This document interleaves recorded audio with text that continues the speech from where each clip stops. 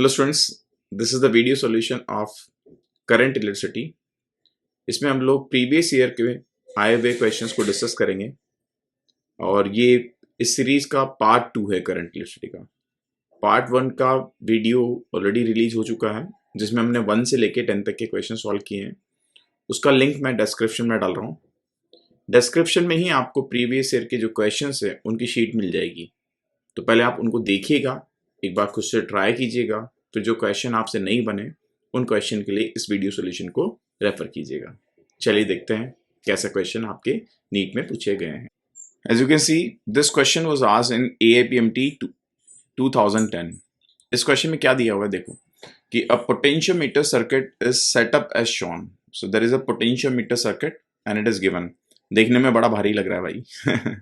देखो नेक्स्ट क्या बोला हुआ है, the potential gradient across the potentiometer wire is k volt per centimeter.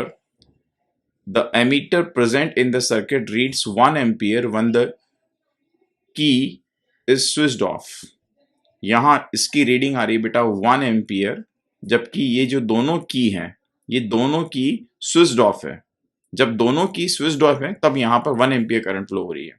आगे क्या बोलते हैं, ये पहले पूरा क्वेश्चन देख लेते हैं कि the balance points when the key between the terminal 1 and 2 and 1 and 3 is plugged are found to be at the length L1 and L2 respectively.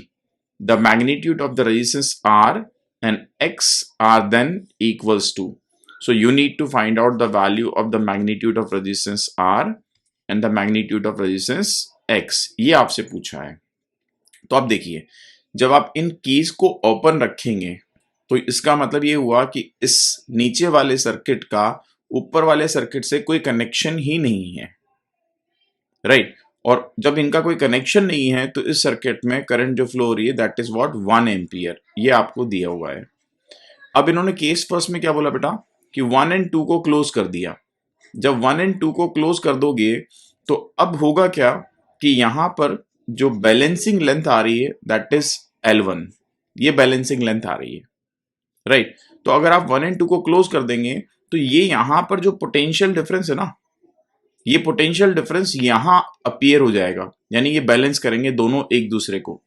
तो यहां पर पोटेंशियल डिफरेंस कितना आया, तो यहां आ रहा है बेटा 1 इंटू आर। अब आप बोलेंगे 1 इंटू आर कैसे लिखा, V is equal to I R. V is equal to I, current का वैल्यू 1 एम्पियर, रेजिस्टेंस का value R। This should be equals to the potential drop over here.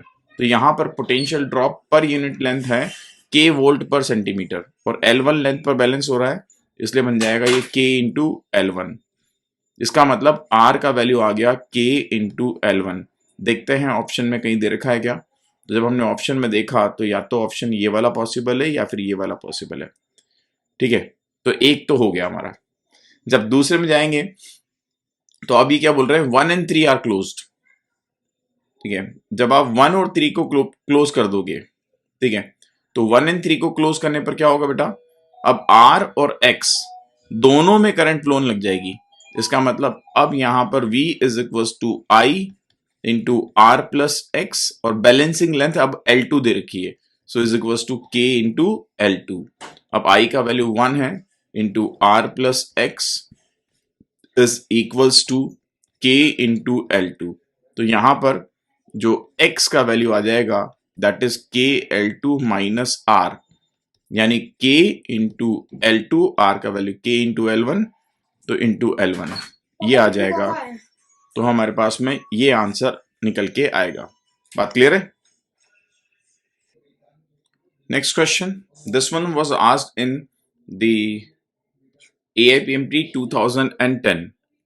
इस question में क्या दिया हुआ है, अगर इसके बारे में बात करें तो उसमें दिया हुआ है कि a galvanometer has coil resistance 100 ohm, so you have the value of capital G and the full deflection current is 30 milliampere, so you have the value of IG also.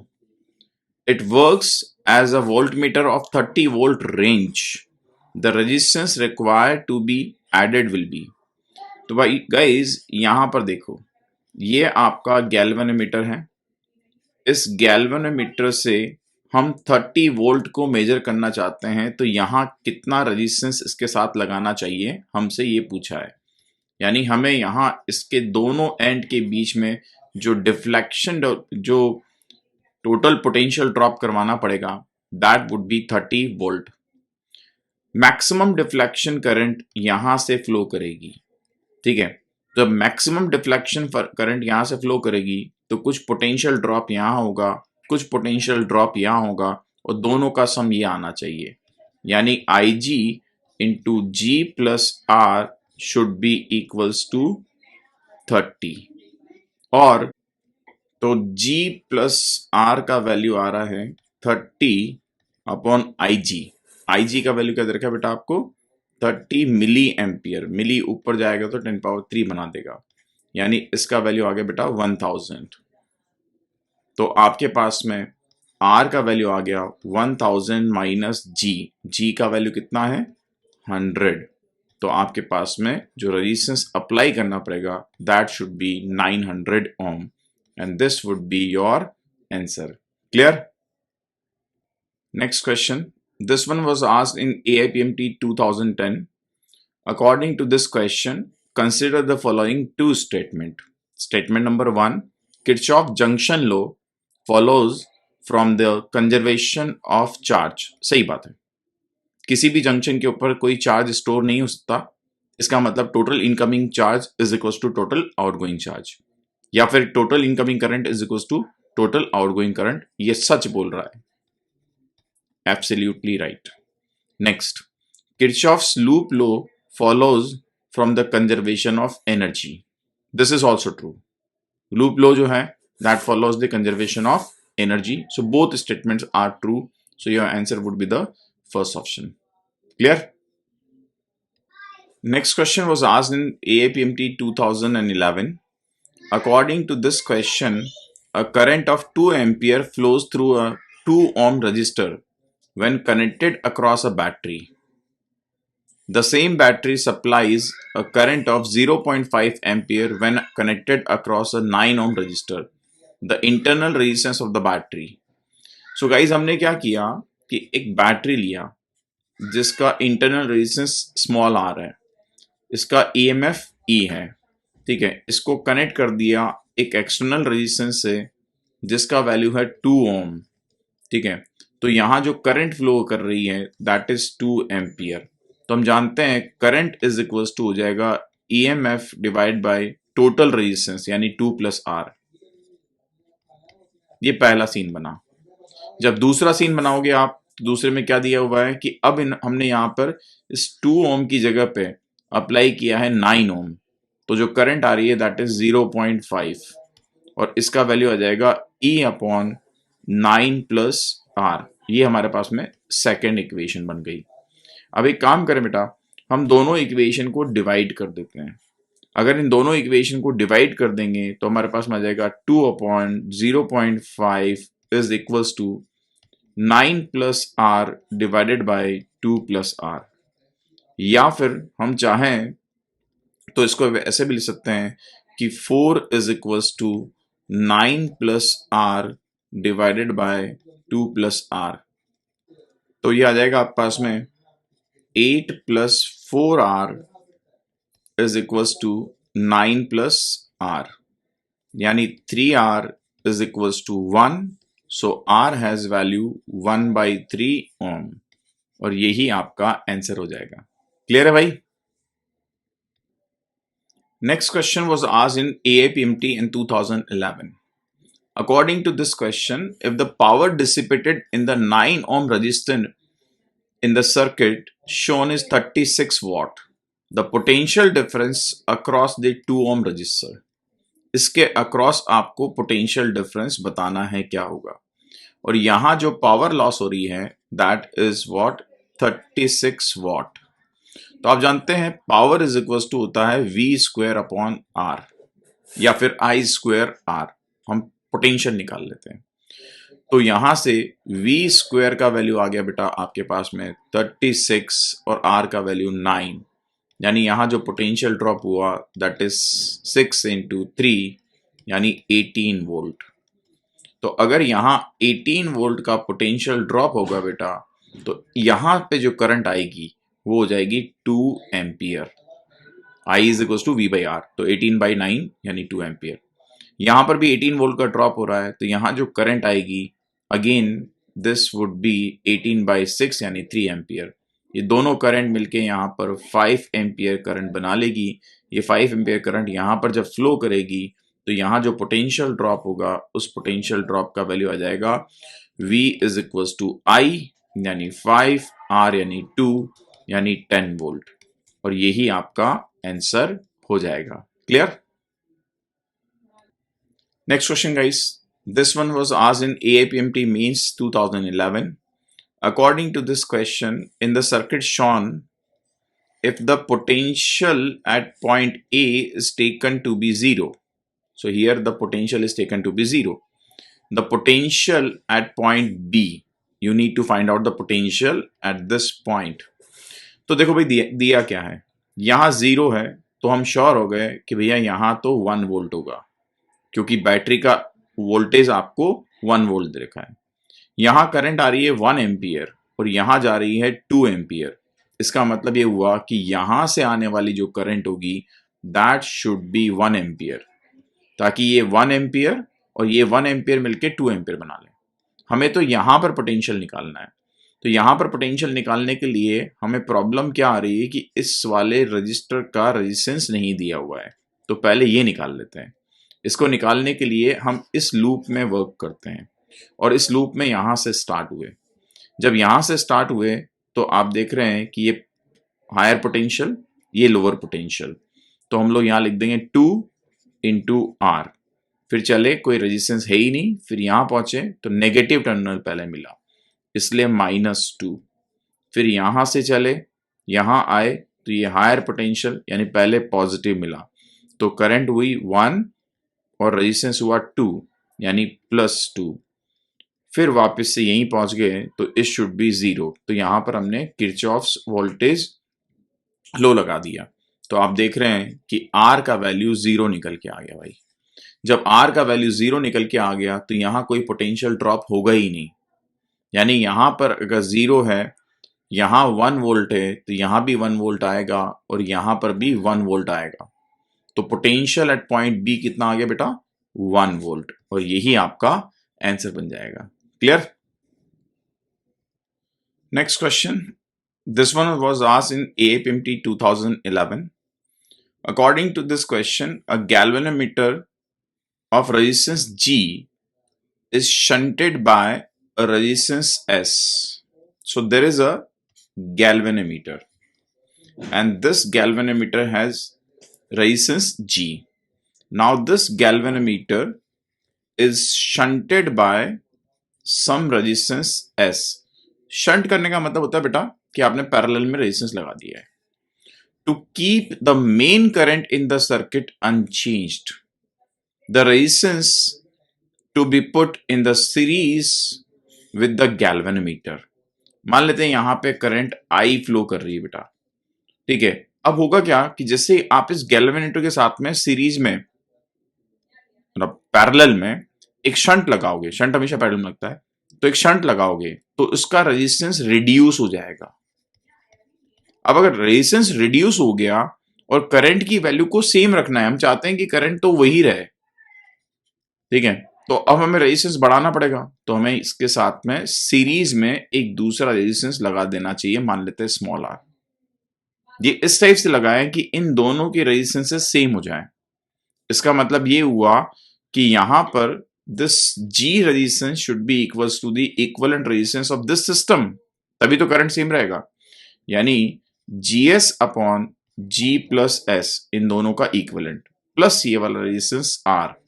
तो यहां से R का वैल्यू निकालोगे तो आ जाएगा आपके पास में G minus GS upon G plus S, यानी आ जाएगा आपके पास में G square plus GS minus GS upon G plus S। तो आप देख रहे हैं दोनों कैंसिल आउट हो गया, यानी R का वैल्यू आ रहा है जो रेजिस्टेंस आपको लगाना है G square upon G plus S। Clear? यानी कि आपके पास में आंसर आ जाएगा फोर्थ ऑप्शन। आई होप आपको समझ में आ गया होगा।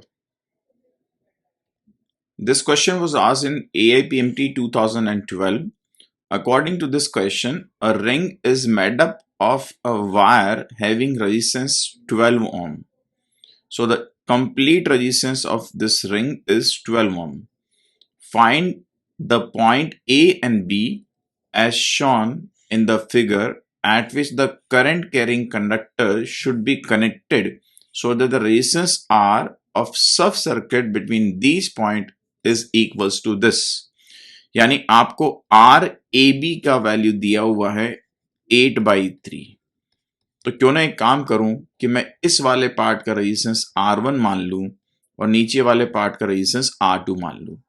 तो don't you think these two are parallel with each other? If they are parallel तो इक्विवेलेंट रेजिस्टेंस होगा R1 upon R2 upon R1 plus R2 is equals to 8/3, right? और इसका कंप्लीट रेजिस्टेंस जो आपको दिया हुआ है दैट इज 12 ओम, यानी आपको R1 प्लस R2 का वैल्यू 12 दिया हुआ है। तो यहां पर आप चाहो तो इसको लिख सकते हो R1 R2 is equals to 8/3। इसको ऊपर लेके गए तो R1 प्लस R2 इज 12, तो आपके पास में आ जाएगा ये 32 ओम। तो अब दो इक्वेशन बन गई। पहली इक्वेशन आ रही है आपके पास में R1 plus R2 is equals to 12 और दूसरा आ गया R1 R2 is equals to 32। ठीक है, अब एक तरीका तो ये है कि इसको सॉल्व करो, दूसरा तरीका है कि लॉजिक अप्लाई कर लो कि दो ऐसे नंबर सोचो, ठीक है, ताकि तो दो नंबर ऐसे सोचो कि आपके पास में उनका सम जो है वो तो 12 हो जाए और उनका मल्टीपल 32 हो जाए। तो हम देख रहे हैं कि अगर मैं R1 को 8 ले लूं, R2 को 4 ले लूं, तो सम 12 हो रहा है और मल्टीप्लीकेशन 32 हो रहा है। ऐसे निकाल सकता हूं। अगर आपको ऐसे नहीं निकालना है, पूरा मैथमेटिकली निकालना है, तो आप कैसे निकाल सकते हो बेटा कि R1 प्लस R2 का वैल्यू यहां से उठा के इसमें डाल दो, यानी 32 divided by R1 is equals to 12, यानी R1 square plus 32 is equals to 12R1, यानी R1 square minus 12R1 plus 32 is equals to 0। इसका मतलब ये हुआ कि इसके फैक्टर करोगे तो R1 square minus of 8R1 minus of 4R1 plus 32 is equals to 0। तो आप पास में आ रहा है R1 माइनस 8 और R1 minus 4 is equals to 0, यानी R1 का वैल्यू या तो 8 ओम होगा या फिर R1 का वैल्यू 4 ओम होगा। अब अगर हम यहां पर ध्यान से देखें तो ये लेंथ छोटी है, इसका मतलब इसका वैल्यू 4 ओम हो जाना चाहिए और नीचे वाले का वैल्यू 8 ओम हो जाना चाहिए, राइट? अब क्योंकि वायर तो सेम है तो पर यूनिट लेंथ का रेजिस्टेंस x मान लो, तो x इंटू L1 और नीचे वाले का रेजिस्टेंस x इंटू L2।